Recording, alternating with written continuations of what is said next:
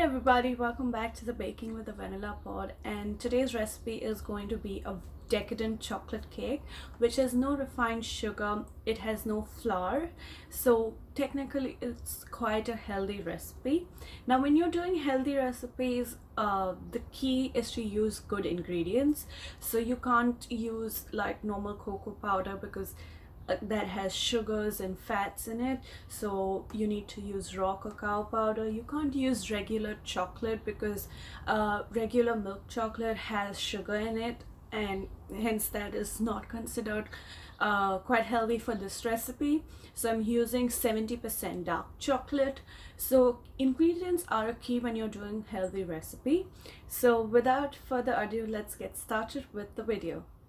Ingredients we're going to need are cocoa powder and coconut sugar. The cocoa powder that I'm using in this recipe is raw cacao powder. Now the difference between the raw cacao powder and the cocoa powder that you get in market is basically the cocoa powder has sugar in it and raw cacao powder has no sugar in it. Now I'm using coconut sugar, but you can also substitute this for honey. Then I'm using 70% dark chocolate. Now 70% dark chocolate is not as bitter for my taste, but if it's bitter for your taste, you can use 50% dark chocolate, or you can increase the amount of sugar and honey. And I'm using a 1/4 cup or about 50 ml of coconut oil.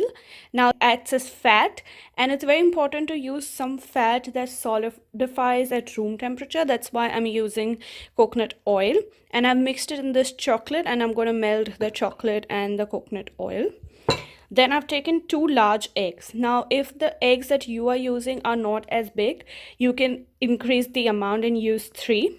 Using 1/4 cup or 65 grams of yogurt. Now if you don't have yogurt, you can add any fruit puree or even actually vegetable puree like a zucchini puree or a pumpkin puree. Yes, I know it sounds bizarre, but it works really well, and this is a healthy chocolate cake, and the flavor doesn't really show up, it just adds to the texture.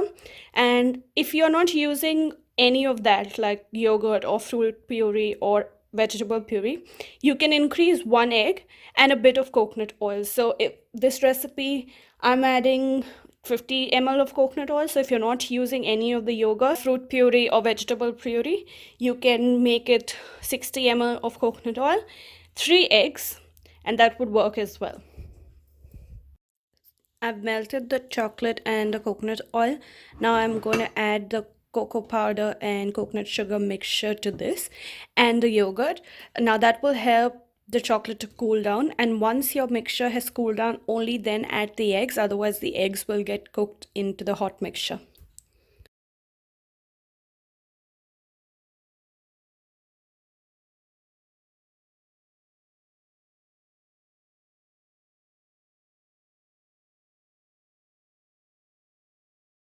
Ingredients have been incorporated well. Now I'll add the eggs to it.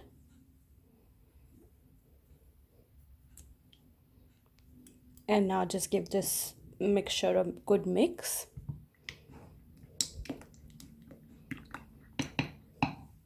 Now I'm using this whisk to incorporate the eggs. Now this recipe, as you see, there's no baking powder or baking soda. So you need to whisk this mixture really well so you can incorporate some air manually, and that will help the cake to rise. Now again, this cake is not like a typical cake consistency. It's going to be more fudgy in consistency and more like a fudge cake, so because you don't have any flour or raising agents in it. I have greased this cake tin with coconut oil, and I'm going to sprinkle some cocoa powder in it. Now how when you line cake tins usually with flour, but I'm just replacing the flour with some cocoa powder. Now I've put the batter in this cake tin, and I'm going to put it in a 180-degree oven for about 20 minutes, 20 to 25 minutes. So it's been 20 minutes and I just took out the cake from the oven, and that's how it looks. Again, the consistency of this cake is not going to be like the conventional cake. It's flourless, so it's going to be more fudge-like. To assemble the cake, I've made this frosting, and obviously this frosting is healthy as well. Now it depends on what you term as healthy. For me, yogurt is healthy. Recipe is healthy in terms of what diet I consume. So this is just plain yogurt, and I've added a tablespoon, 2 tablespoons, sorry, 2 tablespoon of coconut sugar to it, and a tablespoon of coconut oil. Now it's winter here, so this recipe is quite stable out here, but I've added the coconut oil just so that it just gets that more solidification. And then I've also added a 1/4 teaspoon of vanilla paste. As you can see, those speckles of vanilla in it, and this frosting is really nice and creamy, which balances out the cake, which is really dark and rich. I'm also using these pear slices. Now these are canned pear slices. I'm going to top the cake with these slices. Again, since I'm doing a healthy cake, I've chosen this canned pear slices because they're not kept in sugar syrup, but they're kept in fruit juice. I know there's a lot of sugar in the fruit juice as well, but this cake is like a treat. I mean, you're not going to eat the whole cake at one sitting. You're just going to have a piece. So it is relatively healthy. What I'm going to do is I'm going to take out these fruit pieces and drain the excess liquid. So I'm just going to keep them on this paper towel, and I'm going to slice them a bit because they're quite big chunks of fruit. If you do not have any canned fruits and you have fresh fruits, you can go ahead with that. You can use berries, fresh berries. Just, you don't need to do anything to it, just wash them and top the cake with that. I had this can lying around in the house, and it's winters and pear is a nice fruit during the winters, so I thought I'll use pears. But you can go ahead and top the cake with any fruit. Now I suggest you to do it with any fruits because the cake is quite rich, so the fruit will just give it that freshness. So I have all my components. The cake is nice and cold, my yogurt icing, and the fruit. I'm going to take a bit of this yogurt icing and top it up on the cake. And as you can see, it's really holding well. Part of the reason is because of the coconut oil, because coconut oil starts solidifying. It's kept at lower temperatures.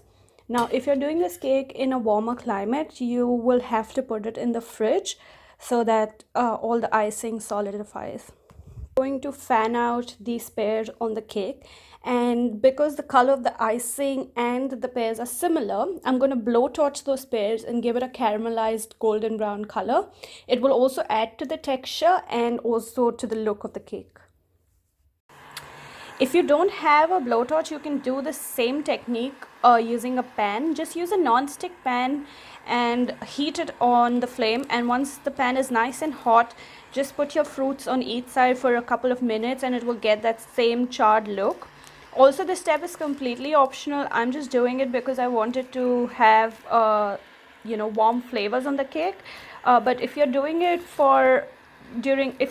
during summer, you can just top it with fresh berries and that should be it. I think that works really well as well. That's my finished cake. It's really simple, and I'm going to take it for a birthday party. It's so simple and so easy to do, and it's again very healthy. So if you're on a diet, you can, or if you're eating healthy food and you're avoiding refined sugars, this recipe works really well. Again, this cake is so rich that you can't even have a big amount of it. You will just need a small thin slice and that should do. Also, if you don't want to top it up with any of this fancy icing or fruits, you can just eat it with some ice cream, which is healthy, I think, or coconut yogurt as well goes really well with it, but coconut yogurt is quite expensive. That's why I just use normal yogurt. Again, this recipe is not vegan. It's just gluten free and doesn't contain any refined sugars. So if you guys like this video, please give it a big fat thumbs up. Also share it with your friends and family, and do subscribe to our channel, The Baking with the Vanilla Pod, and also follow us on our social media, Instagram and Facebook. And until next time, happy baking.